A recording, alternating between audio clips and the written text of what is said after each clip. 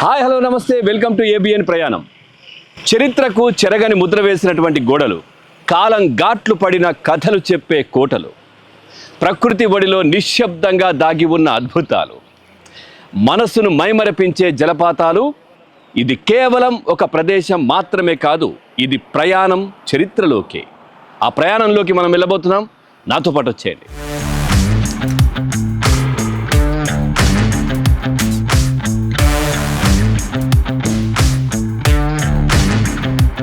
ఈ కోటలోకి అడుగు పెడితే కాలం వెనక్కి వెళ్ళినట్టే అనిపిస్తుంది. పాడైపోయిన మెట్లు, మూలాల్లో దాగి ఉన్నటువంటి రహస్య ద్వారాలు, పొదల మధ్య కనిపించే గోడలు, ఇవి కేవలం శిథిలాలు కాదు, ఇది ఒక సామ్రాజ్యపు ప్రతిధ్వనులు.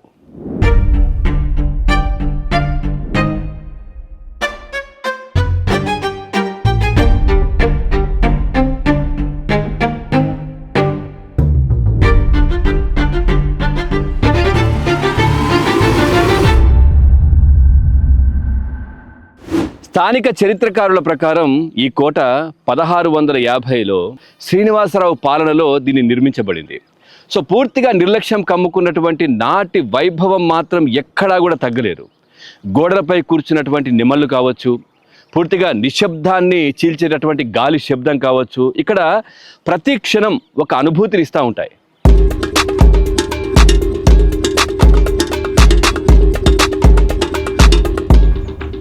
సో చూస్తున్నాం కదా, ఇదే ఇక్కడ నుంచి ఎంట్రన్స్. అంటే ఇది ఎవరైనా దాడి చేస్తే తప్పించుకొని పారిపోవడానికి కూడా దీన్ని, అంటే ఇటువైపు నుంచి వెళ్ళిపోవడానికి కూడా దీన్ని వాడతారని కూడా చెప్తా ఉన్నారు. సో చూడొచ్చు ఇది. సో నిజంగా అద్భుత కట్టడం. సో పూర్తిగా శిలలతోని, అంటే రాళ్ళు ఏ విధంగా దృఢమైనటువంటి రాళ్లను పేర్చి ఈ విధమైనటువంటి ఎంట్రన్స్, అంటే ఎగ్జిట్, ఇక్కడ నుంచి కూడా వీళ్ళు బయటకు వచ్చే వాళ్ళని కూడా చెప్తా ఉన్నారు. అద్భుతంగా ఉంది. సో దీనికి సంబంధించి చరిత్రకారులు, అంటే ఇక్కడ కొద్దిమంది కూడా ఉన్నారు, వారితో మాట్లాడి మనం ఏంటి, దీని చరిత్ర ఏంటి, అసలు ఏంటి, ఎట్లా ఇది నిర్మించబడింది ఏంటి, దీనికి సంబంధించిన అన్ని కూడా మనం తెలుసుకునే ప్రయత్నం చేద్దాం రండి.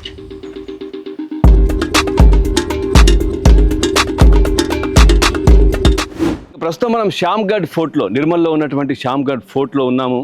సో ఇక్కడ మనతో పాటు ప్రముఖ కవి, అసిస్టెంట్ ప్రొఫెసర్, చరిత్రకారుడు మురళి గారు కూడా ఉన్నారు. సార్తో మాట్లాడి అసలు నిర్మల్కి సంబంధించి, అట్లాగే ఇట్లాంటి కోటలు, ఈ శ్యామ్గఢ్ ముఖ్యంగా ఈ కోట గురించి కూడా తెలుసుకునే ప్రయత్నం చేద్దాం. సార్ నమస్కారం. నమస్తే. రైట్ సార్, నిజంగా మేము నిర్మల్ అంటే గతంలో ఏదైనా కానీ ఈ కళలు, ఆ కొయ్య బొమ్మలు ఇట్లాంటివే ఎక్కువ కనిపించేవి, వినిపించేవి. సార్ ఇక్కడికి వచ్చిన తర్వాత ఇట్లాంటి ఫోర్ట్స్ ఇక్కడ చాలా ఉన్నాయి.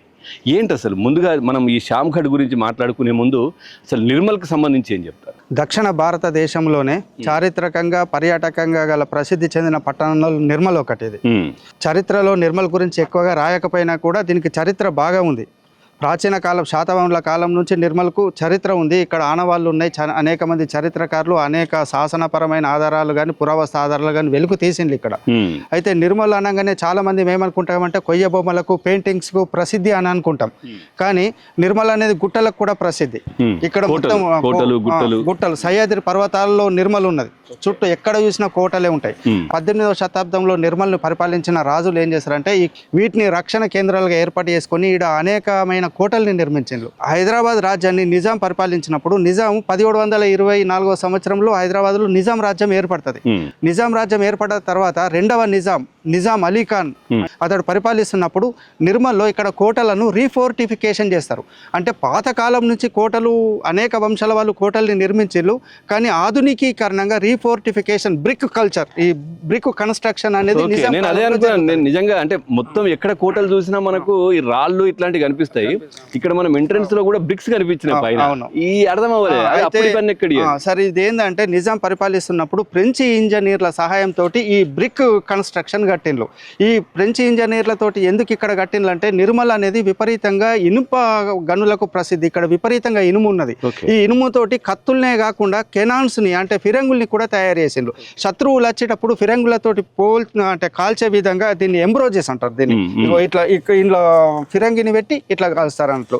ఇక్కడ సోర్స్ బాగుంది, ఐరన్ సోర్స్ బాగుంది కాబట్టి రక్షణ ఉండడం కొరకు ఇక్కడ కెనాన్స్ ని పెట్టే విధంగా రీఫోర్టిఫికేషన్ ప్రతి కోట అదొకటి సార్. ఇప్పుడు ఎందుకు నిజాంకి అంత ఇంట్రెస్ట్ ఏంటి ఈ కోటలను పరిరక్షించాలి, వీటిని సేవ్ ఇట్లా చేయాలి అనే వాళ్ళ ఆలోచన ఏంటి? ఓకే, నిజాం రాజ్యం ఏర్పడ్డప్పుడు నిజాంకు ముప్పుగా ఎవరున్నారంటే మరాఠా రాజ్యం ఉన్నారు. మరాఠోల యొక్క దాడుల్ని తట్టుకోవడం కొరకు ఇక్కడ కోటల్ని నిర్మిస్తాడు. అయితే ఈ కోటల్ని నిర్మించే కాలంలో నిజాం ఏం చేస్తాడంటే మైసూర్ రాజులతోటి, టిప్పు సుల్తాన్, హైదర్ అలీ తోటి వాళ్ళు యుద్ధాలు చేస్తున్నప్పుడు నిజాం బ్రిటిష్ వాళ్ళతోటి స్నేహం చేసి అతడు కాన్సన్ట్రేషన్ అంతా దక్షిణ భారతదేశం పైకి దృష్టి మరలిస్తే అతడు ఇబ్రహీం దంసా అనే ఒక సేనాపతిని ఇక్కడ నియమిస్తాడు. ఇబ్రాహిం దంసా ఏం చేస్తాడంటే ఇక్కడ ఉన్న సోర్స్ తోటి, ఐరన్ సోర్స్ తోటి, ఎకనామికల్ సోర్స్ తోటి ఇక్కడ కోటలన్నింటినీ రీఫోర్టిఫికేషన్ చేస్తాడు. చేసినప్పుడు అతడికి విపరీతంగా ఆదాయం వస్తుంది కాబట్టి అతడు నిజాంకి వ్యతిరేకంగా తిరుగుబాటు చేస్తాడు. ఇబ్రాహిం దంసా తిరుగుబాటు చేస్తే నిజాం సేనాపతుల్ని పంపించి ఇబ్రాహిం దంసాను చంపేస్తాడు. చంపేస్తే అతడు గోరి ఇప్పటికీ కూడా నిర్మల్లో ఎంఆర్ఓ ఆఫీస్ ముందట ఇప్పటికే కూడా అతడి యొక్క గోరి ఉంది. ఎప్పుడు 1789లో చంపేస్తారు, ఆ గోరి ఉంది.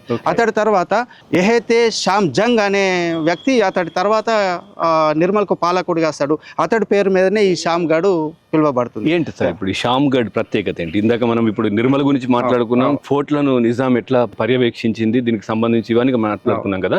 ఈ షామ్ గఢ్ ఫోర్ట్, ఈ షామ్ గఢ్ ఏంటంటే ఇప్పుడు హైదరాబాద్ ప్రాంతం నేషనల్ హైవే నుంచి వచ్చే దిశలో నిర్మల్ పట్టణం అనేది చాలా ప్రసిద్ధి చెందింది.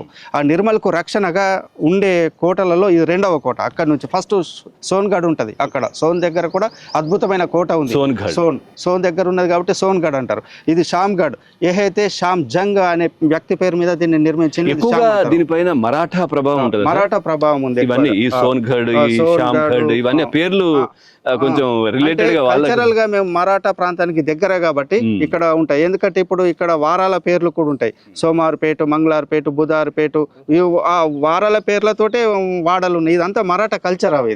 అంటే పూనాలో కూడా ఇటువంటి కల్చర్ ఉంది. ఎందుకు సార్ మరాఠా వాళ్ళు ఈ ప్రాంతం మీద దాడి చేయడానికి కారణం ఏంటి అసలు? ఎందుకంటే నిజంగా కూడా మన చరిత్రలో ఉన్నది నిజాం దాడులు చేసింది, నిజాం ఇబ్బంది పెట్టిందనే ఉంటది కదా. మరాఠా వాళ్ళు అక్కడక్కడ సంరక్షించుకుంటూ వచ్చిండ్రు అనేది వినిపిస్తా ఉంటుంది, వాళ్ళే సేవ్ చేసిండ్రు అనేది. ఇక్కడ ఎందుకు ఇట్లా సార్? దీనికి చారిత్రకంగా చూస్తే భారతదేశంలో అనేక ప్రాంతాల్లో రాజ్యాలు ఉన్నాయి. ప్రతి జాతికి ఒక రాజ్యం ఉన్నది, కానీ మరాఠా జాతికి అనేది రాజ్యం అనేది లేదు.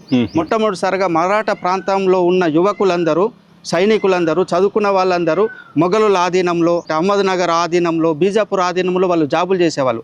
అక్కడ ఉన్న భక్తి ఉద్యమకారులందరూ ఏం చేస్తారంటే చాలామంది ముస్లింల దాడుల వల్ల ఇబ్బందులకు గురి కావడం వల్లనో మనకు ఒక ప్రత్యేక రాజ్యం కావాలనే కోరికతోటి ఆ మరాఠా వాళ్ళు ఏం చేస్తారంటే ఒక ప్రత్యేక రాజ్యాన్ని ఏర్పాటు చేయాలనుకుంటారు. శివాజీ నాయకత్వంలో 1674లో శివాజీ మొట్టమొదటిసారిగా అనేక ప్రాంతాలను ఆక్రమించి అతడు 74లో సింహాసనాన్ని అధిష్ఠించి ఒక మరాఠా రాజ్యాన్ని ఏర్పాటు చేస్తాడు.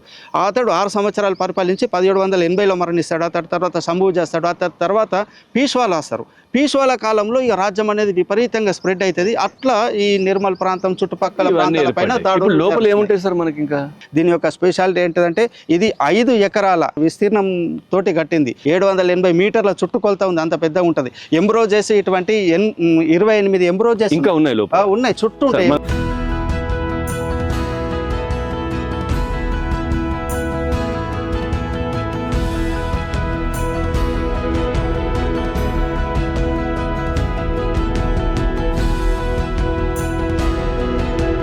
ఇప్పుడు ఇందాక మాట్లాడుకున్నాం ఒక దాదాపుగా 5 ఎకరాల చుట్టూ ఇదంతా కూడా ప్రహారీ ఇవన్నీ ఏర్పాటు చేస్తారు. 5 ఎకరాల లోపట, కోట లోపట 5 ఎకరాల విస్తీర్ణం ఉంటుంది. మొత్తం ఈ కోట యొక్క చుట్టుకొలత 780 మీటర్ల చుట్టుకొలత ఉండేది. తర్వాత ఏం సార్ ఎక్కడ చూసిన బ్రిక్స్, ఇందాక మీరు చెప్పారు ఫ్రెంచ్ ఇంజనీర్స్ ఇదంతా కూడా కన్స్ట్రక్ట్ చేసిందని. సో ఎన్ని సంవత్సరాలు అవుతుంది ఇది పెట్టి వాళ్ళు? 1760 నుంచి 90 సంవత్సరాల మధ్యలో ఇది నిర్మించారు సార్. 1760. అప్పుడు ఎంత టెక్నాలజీ తోటి నిర్మించాలంటే అప్పుడు కట్టిన ఇటుక ఇప్పటికీ ఎన్ని వర్షాలు, ఎంత వాతావరణ ఒత్తిడి ఉన్నా కూడా ఇంత కరుగుతలేదు. ఇప్పుడు మనం కట్టుకున్న ఇటుకలు 50 ఏళ్లలోనూ కలిసిపోతుంది. లాగానే ఉంది ఇది. ఇటువంటి దాన్ని ఇంకా పరిరక్షిస్తే ప్రభుత్వం ఇంకా ఎన్నో సంవత్సరాల వరకు, భావితరాల వరకు అందించవచ్చు. అదొకటి. సో వీళ్ళు ఏ విధంగా దీన్ని మనం ఈ బ్రిక్ తయారు చేసిందో కూడా మనం చూస్తుంటే కనుక ఇప్పుడు బ్రిక్, ఈ డంగు సున్నములో దాన్ని కరక్కాయ కలుపుతారు, తాటికల్లు కలుపుతారు, ఎగ్గు కలుపుతారు. దీంట్లో అన్ని ఉంటాయి. మిక్సీ చేసి ప్లాస్టరింగ్ చేసింది, సిమెంట్ కాదు. ఇంట్లో మస్తు థిక్నెస్ ఉంటుంది అది డంగు సున్నంలో. ఇంకా చాలా పదార్థాలు మిక్సీ చేసినవి ఉంటాయి. అదే తర్వాత సార్ ఇప్పుడు దీంట్లో ఇక్కడ వాళ్ళు ఉండడానికి ఏమి ఏర్పాటు చేసుకోలేదు. ఇక్కడ ఇది ఓన్లీ సైనిక గుడారం మాత్రమే. లోపల మధ్యలో 2 సైనికులకు నివాసం ఉండే 2 బిల్డింగ్స్ ఉన్నాయి. కాకపోతే అవన్నీ మొత్తం కూలిపోయినాయి. అవి ఇది ఇక్కడ ఓన్లీ నిర్మల్ పట్టణంలోకి ఎవరైనా వస్తుంటే వీళ్ళు ప్రొటెక్ట్ చేయడానికి, పర్యవేక్షించడానికి, అడ్డుకోవడానికి మాత్రమే దీన్ని ఏర్పాటు చేసుకున్నారు. ఇది ఓన్లీ రక్షణ స్థావరం. ఇది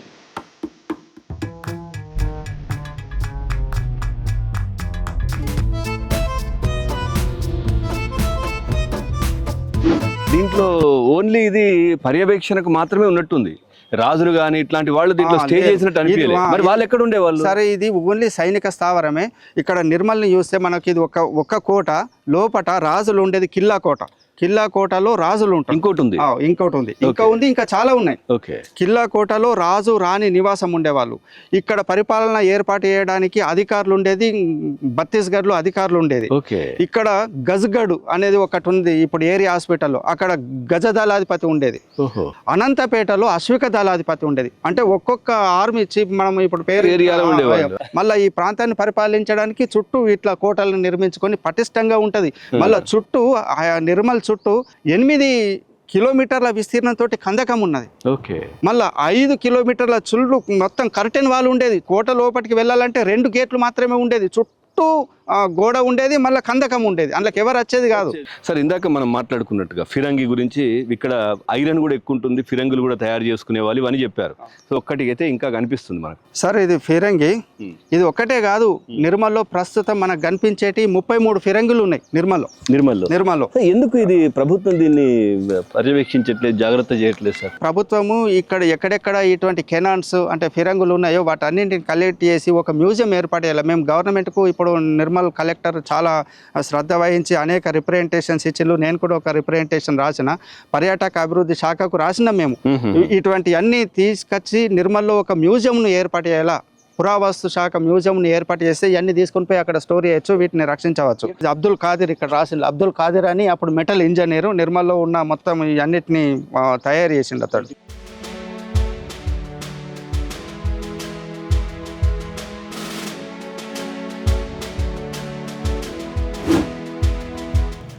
నిర్మల్ చిన్న పట్టణం, కానీ చుట్టూ చూస్తే కోటలే కనిపిస్తాయి.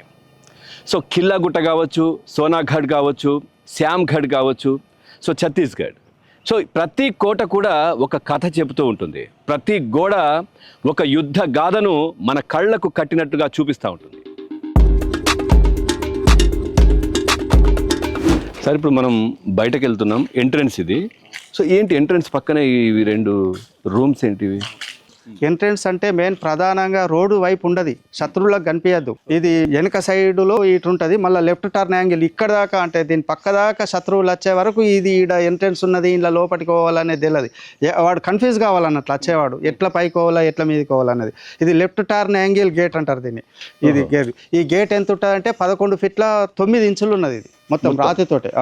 ఇవి ఇట్లా ఏమంటారు సెంట్రీ బాక్సెస్, అంటే బార్బికన్స్ అంటారు. బార్బికన్స్ అంటే షిఫ్ట్ సిస్టమ్ లో సైనికులు ఇక్కడ కావాలి ఉంటారు అంటారు. శత్రువులు ఇట్లా వచ్చేటప్పుడు ఆ డోర్ వేసేసి ఇంట్లో పండుకుంటారు. మళ్ళీ షిఫ్ట్ సిస్టమ్ లో వాళ్ళు వెళ్ళిపోతారు. మళ్ళీ వేరే వాళ్ళు డిపార్ట్మెంట్ వాళ్ళు ఈ కోట అంతా నిర్మల్ని రక్షిస్తే ఈ కోటను వీళ్ళు రక్షిస్తారు. ఇప్పుడు మీరు అంటున్నట్టుగా ఈ హోల్స్ ఉన్నాయి కదా, దీంట్లో పెడతారేమో పెద్ద కట్టె దుంగ. ఇది ఇక్కడ ఇండ్లకెళ్ళి తీసి ఇట్లా జరపరాదు. లోపట చూడండి ఎంత ఇటు ఒక 20 ఫీట్ల దూరం నుంచి వస్తుంది. అక్కడికి వెళ్ళి ఇటు పెట్టేస్తారు. టేకు కట్టెలు గానీ, తాటి చెట్టు గానీ అవి దీనికి గేట్ వేసిన తర్వాత అడ్డంగా పెట్టేస్తారు. గేట్ ఇక జరగదు.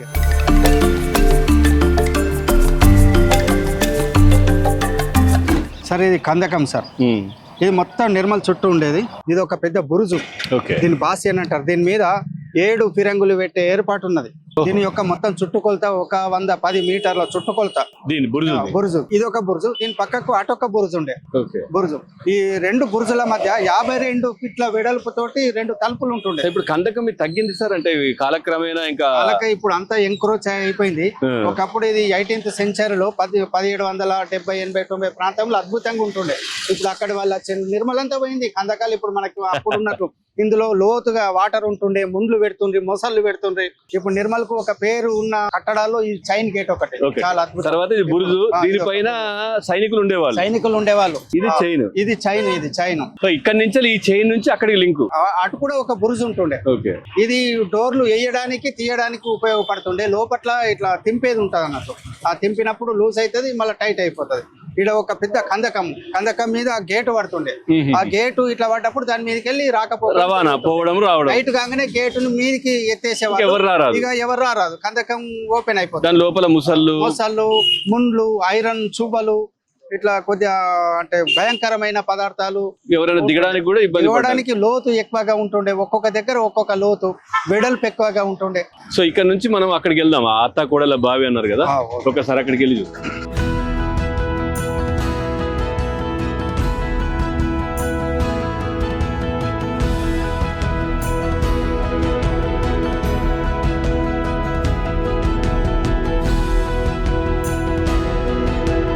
సార్ ఇప్పుడు మనం కిల్లా గుట్ట దగ్గరకు వచ్చినాం. మధ్యలో చైన్ గేట్ ఇప్పుడు చూసినాం, అక్కడ ఏదైతే ఎంట్రన్స్ అదొకటి. సో ఇక్కడ ఏముంటుంది సార్? ఇక్కడ సరే ఇప్పుడు మనం ప్రస్తుతం కిల్లా గుట్ట పైన ఉన్నాం. కిల్లా గుట్ట, ఇంకేమంటారు దీన్ని? పింజర్ గుట్ట, తర్వాత ఈ అత్తాకోడళ్ళ బావే. ఇది ఇప్పుడు మనం ప్రస్తుతం ఉన్న ఇది రాజులు ఒకప్పుడు ఉండే ఈడ ప్యాలెస్ ఉండేది, మొత్తం కొలాప్స్ అయిపోయింది. అంటే ఇక అప్పుడు ఇదంతా ప్యాలెస్, ఇదంతా ప్యాలెస్ మొత్తం. ఇదంతా బునాదులు ఇట్లా ఉంటాయి, మొత్తం ఏమి లేదు. ఇక ఇక్కడ ఉన్న ఇటుక కూడా ఉండవు ఇంట్లో మొత్తం. ఎందుకు సార్ మరి అంత జరుగుతుంటే గవర్నమెంట్ గానీ అంటే, ఎందుకంటే ఇవన్నీ ఎందుకు అంత ఛాన్స్ ఇచ్చిండ్రు? చాయిస్ అంటే సార్ ఎప్పుడు ఎవడొచ్చి ఏం తీసుకుపోతాడో ఏ గవర్నమెంట్ కి ఏం తెలుస్తుంది? అది ఓకే, కానీ ఇట్లాంటి పరిరక్షించాల్సిన బాధ్యత ఉంది. జరగాల్సిన నష్టం అంతా జరిగిపోయింది. అయితే ఇప్పుడు నేను మీ ద్వారా గవర్నమెంట్ కు ఒక విన్నపం ఏంటిదంటే, బాసర టు భద్రాచలం వరకు పర్యాటక రూట్ ని, సర్క్యూట్ ని ఏర్పాటు చేసింది. ఈ సర్క్యూట్ లో అన్ని టెంపుల్స్ ని డెవలప్ చేస్తున్నారు. టెంపుల్స్ నే కాకుండా ఇట్లా కోటల్ని, పురావస్తు ఆధారాలను, వీటన్నిటిని కూడా గవర్నమెంట్ పరిరక్షిస్తే పర్యాటకంగా ఇంకా మన లింక్ చేస్తే వెళ్ళొచ్చు. ఇంకేముంటుంది సార్ ఇక్కడ? ఈ ప్యాలెస్ కాకుండా చుట్టూ సైనికుల యొక్క రూమ్స్ ఉన్నాయి సార్, అంతా మొత్తం అవి కూడా కొలాప్స్ అయిపోయినాయి. ఈ గుట్ట యొక్క స్పెషాలిటీ ఏంటంటే ఇక్కడ రాజు రాణి ఉండేవాళ్ళు. వాళ్ళు నిజాం నుంచి కానీ పెద్ద పెద్ద ఆఫీసర్లు వచ్చినప్పుడు వాళ్ళకు వినోదం కలిగించే డాన్సింగ్ హాల్ ఉంది, అద్భుతంగా ఉంటది అక్కడ. డాన్సింగ్ ఉంది, డాన్సింగ్ హాల్ ఉంది. మళ్ళీ వాళ్ళకు తాగే నీటి ఫెసిలిటీస్ కొరకు ఇక్కడ ఒక పెద్ద బావి ఉంది. లోకల్ పబ్లిక్ దాన్ని ఏమంటారంటే అత్తకోడళ్ళ బావి అంటారు. సో ఇక్కడ సైనిక రూమ్లు ఉన్నాయి, అవన్నీ మొత్తం కొలాప్స్ అయిపోయినాయి. అండర్ గ్రౌండ్ లో 200 సంవత్సరాల కంటే ఎక్కువ అయింది కాబట్టి మొత్తం అంతా డ్యామేజ్ అయిపోయింది. ఒకసారి డాన్సింగ్ హాల్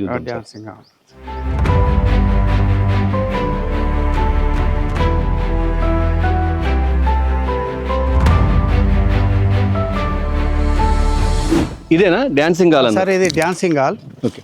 అయితే ఇక్కడ పరిపాలించిన లోకల్ శ్రీనివాసరావు అనే రాజు పరిపాలించినప్పుడు దీన్ని నిర్మించండి సార్. ఇది మొత్తం ఇందులో 16 పిల్లర్స్ ఉంటాయి. ఓకే. 32 ఆర్చెస్ ఉన్నాయి. దీని యొక్క మొత్తం చుట్టుకొలత 152 ఫీట్లు. దీన్ని ఇప్పుడు కూడా గవర్నమెంట్ దీన్ని మంచిగా చేసి ఇప్పటికి కూడా డాన్సింగ్ హాల్ గా లేదా ఒకటి మంచి గోల్కొండ కోటలు కావచ్చు, అట్లా కొన్ని లైట్స్ పెట్టి మ్యూజికల్ నైట్ అట్లాంటి చిన్నగా ఏదైనా ప్లాన్ చేసుకోవచ్చు ఇట్లాంటివి. ఇది నిర్మల్ నడిబొడ్డులో ఉన్నది కాబట్టి దీన్ని అద్భుతంగా తయారు చేస్తే, అంటే నిర్మల్ ప్రాంత ప్రజలకు ఆహ్లాదం కలిగించే విధంగా సాయంత్రం కాలంలో టికెట్ పెట్టి కూడా మనం ఈ ఏరియాని మొత్తం డెవలప్ చేస్తే ఎంప్లాయ్మెంట్ అవుతుంది, టూరిజం పెరుగుతుంది. గవర్నమెంట్ చేస్తే నిర్మల్ ఇంకా హెరిటేజ్ వీటిని కూడా మనం పరిరక్షించే అవుతుంది. అవును. సో ఇక్కడ రాళ్ళు కూడా అన్ని కొట్టేస్తున్నారు కదా సార్? ఇవి కొట్టేసినాయి కదా సార్, ఇది ఆ కాలంలో కన్స్ట్రక్షన్ చేసే టైంలోనే కట్ అయినాయి.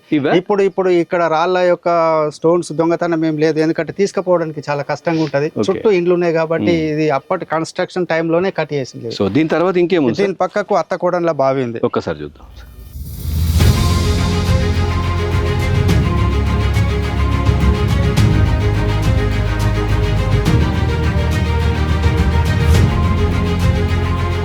సార్ ఇప్పుడు ఇదేంటి సార్ ఇదంతా? సార్ ఇప్పుడు ఇది కిల్లగుట్ట సార్. కిల్లగుట్ట పైన రాణి, అంతఃపుర స్త్రీలు, పరివారం అంతా ఉంటారు కదా, వాళ్ళు సాయంత్రం పూట నగరాన్ని ఆహ్లాదకరంగా చూడడానికి సాయంత్రం పూట ఏర్పాటు చేసిన ఇది విజువల్ పాయింట్స్ అన్నట్లు. ఓకే. అంటే ఇప్పుడు ఇక్కడ నుంచి చూస్తే పట్టణం అంతా కనిపిస్తుంది.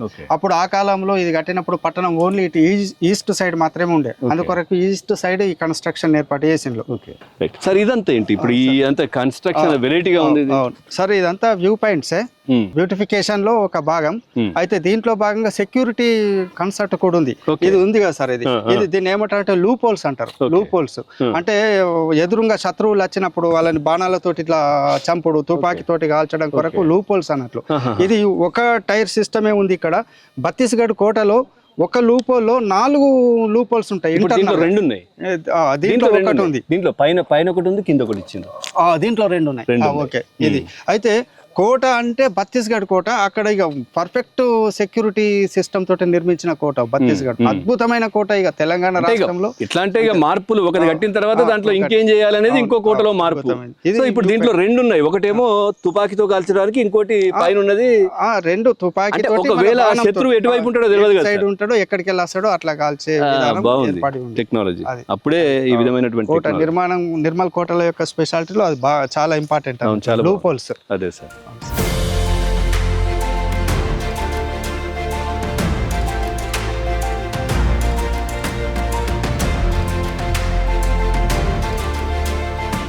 సార్ ఇప్పుడు మనం ఈ లోకల్లో పిలుచుకునే పేరు అత్తాకోడల బావిలోకి దిగినాం. సో ఈ రాజులు అప్పుడు ఉన్నటువంటి వాళ్ళు ఏర్పాటు చేసుకున్నది. ఏం సార్ దీంట్లో కూడా రకరకాల కన్స్ట్రక్షన్స్ కనిపిస్తున్నాయి. ఇవేంటిది అంటే గేట్సా ఏంటిది? వాటర్ కి సంబంధించి అసలు వెరైటీగా ఉంది సార్. ఇది అంటే ఈ కోట మీద నివసించే రాజు, రాణి, వాళ్ళ పరివారము, కాపలి ఉండే సైనికులందరికీ త్రాగునీటి సౌకర్యం అన్నట్లు. ఆ కాలంలో 225 సంవత్సరాల క్రితం ఫెసిలిటీస్, ఈ పైప్ లైన్ మనకు వేరే అక్కడికి వెళ్ళొచ్చే వాటర్ సోర్స్ లేదు కదా, ఇక్కడనే స్టోర్ చేసుకునే వాళ్ళు. వర్షం నీళ్ళు పడ్డప్పుడు దీన్ని జాగ్రత్తగా కాపాడుకునే వాళ్ళు. ఇది ఏంటిదంటే వాటర్ యొక్క పరిమాణం కిందికి అయిన కొద్ది ఈ బావి నుంచి ఇట్లా కిందికి రావడం కొరకు ఇవి స్టెప్స్ అన్నట్లు. దిగడానికి వాళ్ళు దిగడానికి అంటే 3 దారులు ఏర్పాటు చేసుకున్నారు. 3 దారులు, స్టెప్స్ కూడా 3 అంతస్తులు ఉంటాయి. ఇప్పుడు ఇది ఇంకా లోతుండేనా సార్? ఇంకా ఒకప్పుడు బాగా లోతుండే. ఇప్పుడు 225 సంవత్సరాల పైన అంటే ఎన్నో ఇక ఎట్లుంటాయి మొత్తం పడిపోతుంది. ఇది శిథిల అవస్థలో ఉన్నది. ఒకప్పుడు ఆ కాలంలో త్రాగునీటికి అనుకూలమైన ప్రదేశం. త్రాగునీటి ఇది అంటే లోకల్ వారు కూడా యూజ్ చేసుకునే వాళ్ళు? లేదు, ఓన్లీ అంతఃపురం వాళ్ళే. అంతఃపురం వాళ్ళే, లోకల్ పబ్లిక్ అటు ఉంటుండే వాళ్ళకి సంబంధించింది వాళ్ళు.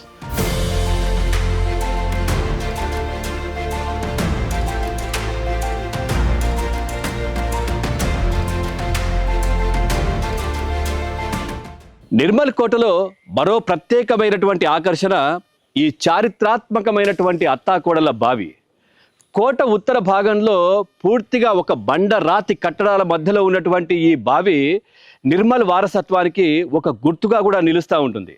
చరిత్ర ప్రకారం మనం చూస్తే కనుక మొట్టమొదటి పాలకులు ఎల్లయ్య, కొండయ్య ఇట్లాంటి వాళ్ళందరూ కూడా దీన్ని నిర్మించారని కూడా చెప్తా ఉంటారు. అదేవిధంగా ఈ బావి ప్రత్యేకతలు కూడా మనం చూస్తే కనుక ఈ ఒకే దాంట్లో కూడా 2 రకాల నీళ్లు ప్రవహిస్తాయి, నీళ్లు ఉంటాయి దీంట్లో అని చెప్తా ఉంటారు. ఒకవైపు మంచినీరు, ఒకవైపు ఉప్పు నీరు కూడా దీంట్లో ఉంటుంది అని కూడా చెప్తా ఉంటారు. అందుకే దీన్ని అత్తాకోడల బావి అని కూడా చెప్తారని ఇక్కడ ఉన్నటువంటి వాళ్ళు చెప్పే విషయం ఏంటంటే, దీంట్లో కూడా ఇంకా ఆశ్చర్యకరమైనటువంటి విషయం ఏంటంటే ఇప్పటికీ వర్షాకాలం సమయంలో 2 రకాల నీరు దీంట్లో లభిస్తుంది అని కూడా ఇక్కడ స్థానికులు చెప్తా ఉంటారు. సో ఆ కాలంలో ఇట్లాంటి నిర్మాణాన్ని చేయడం నిజంగా ఒక అద్భుతం అని కూడా చెప్పుకోవచ్చు. సో చూస్తున్నారు కదా, సో ఇలాంటి చారిత్రాత్మకమైనటువంటి కట్టడాలు మన సంస్కృతికి ప్రతీకలు అని కూడా చెప్పుకోవచ్చు. సో అందుకే ఇలాంటి వారసత్వమైనటువంటి సంపదను మనం ఎంతైనా కాపాడుకోవాలి, ఎంతవరకైనా ముందుకెళ్ళాలి. సో వీటిని భావితరాలకు మనం చేరే విధంగా కూడా సంరక్షించాలి అని ఇక్కడ స్థానికులు కూడా చెప్తా ఉన్నారు. Right sir, thank you very much doctor Katkam Murali గారు. నిజంగా మీరు ఈ కోటల పైన పిహెచ్డి చేశారు. ఇప్పటికీ కూడా ఈ కోటలకు సంబంధించినటువంటి చరిత్ర ప్రజలకు తెలిసే విధంగా మీరు చాలా కృషి చేస్తున్నారు. చాలా చక్కగా దీనికి సంబంధించి కూడా మనకు చెప్పారు ఈ కోట గురించి. Thank you very much.